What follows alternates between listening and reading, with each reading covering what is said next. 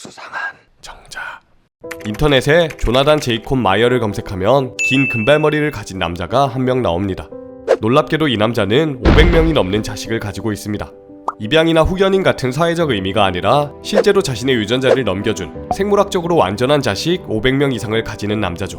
그가 수많은 자식을 만들어낼 수 있었던 비결은 바로 네덜란드를 중심으로 세계 여러 나라를 다니며 16년 동안이나 정자 기증을 해왔기 때문입니다. 조나단은 금발머리와 푸른색의 눈동자 등 사람들에게 선호되는 유전적 형질을 가지고 있었기 때문에 정자은행에서 인기가 아주 많은 기증자였으며 심지어 인터넷에 글을 올려 개인적으로 정자 기증 활동을 다니기도 했습니다. 조나단은 정자를 원하는 사람의 집으로 직접 찾아가서 화장실에서 정자를 채취하여 주거나 자연적인 방법으로 전달하기도 했으며 심지어 외부에서 만나 공중화장실에서 채취해서 건네주기도 했습니다. 정자를 받은 사람들은 동성 커플이나 불임 부부 등 아이를 절실히 원하지만 갖지 못하는 사람들이었죠. 그는 자신은 이렇게 절실한 사람들을 도운 것뿐이라고 말하였습니다. 하지만 안타깝게도 이러한 조나단의 선행은 생물학적으로 아주 심각한 문제를 일으키는 일이었습니다.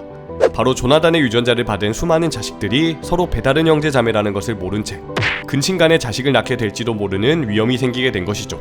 안타깝게도 유전적으로 아주 가까운 부모 사이에서 태어난 아기는 유전적 결함이나 유전병이 나타날 확률이 훨씬 높아지게 됩니다.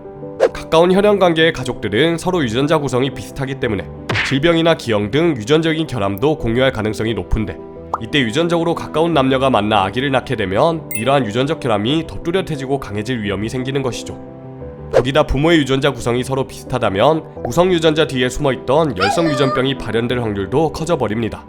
그래서 실제로 과거에 수백 년 동안 근친간 혼인으로 권력을 이어오던 유럽의 합스부르크 가문이 오랜 근친혼에 의해 유전병이 나타나 무너지게 되었었죠. 충격이죠? 이러한 이유들 때문에 전 세계 많은 국가에서 직계가족이나 가까운 친척 간의 혼인과 출산을 법적으로 금지하고 있습니다. 이러한 상황의 심각성에 대해 정자를 기증받았던 어머니들이 항의하자 조나단은 자신의 자식들은 SNS에 표식을 남겨서 서로를 구분하면 된다라는 무책임한 말을 남기기도 했었습니다. 대단하죠?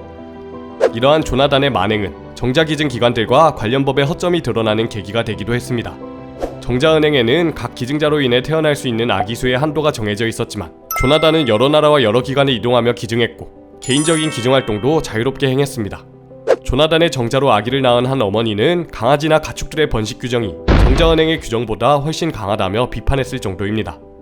결국 조나단은 본인의 정자로 자식을 낳은 어머니들 집단으로부터 소송을 당하여 더 이상 정자 기증을 못하도록 법적인 금지 처분을 받았습니다.